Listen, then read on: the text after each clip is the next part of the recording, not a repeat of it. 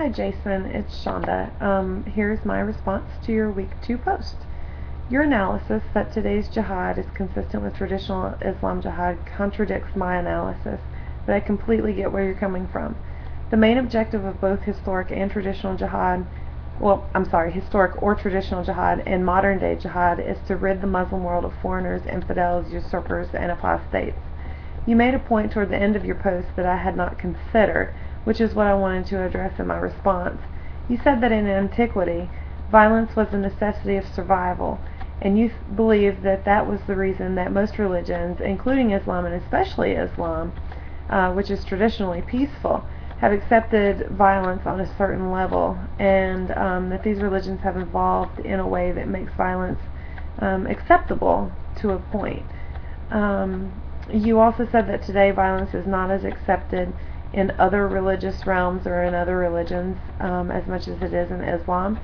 And based on what we've read and what we've learned thus far, I wonder if that's because Islam is traditionally a historically based religion. As we learned in last week's reading assignment, Muslims are completely rooted in history, unlike Christians or unbelievers or other traditional religious groups.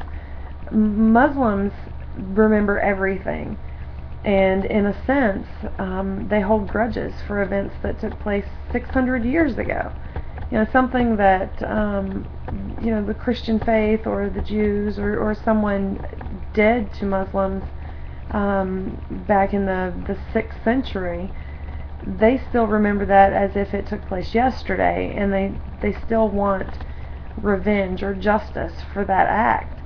So maybe the reason I'm thinking with your point that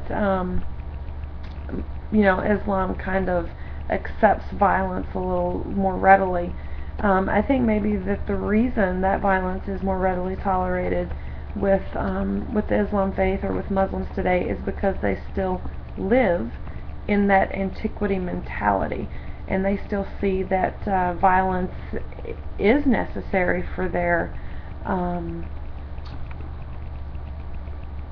for their way of life or for their survival.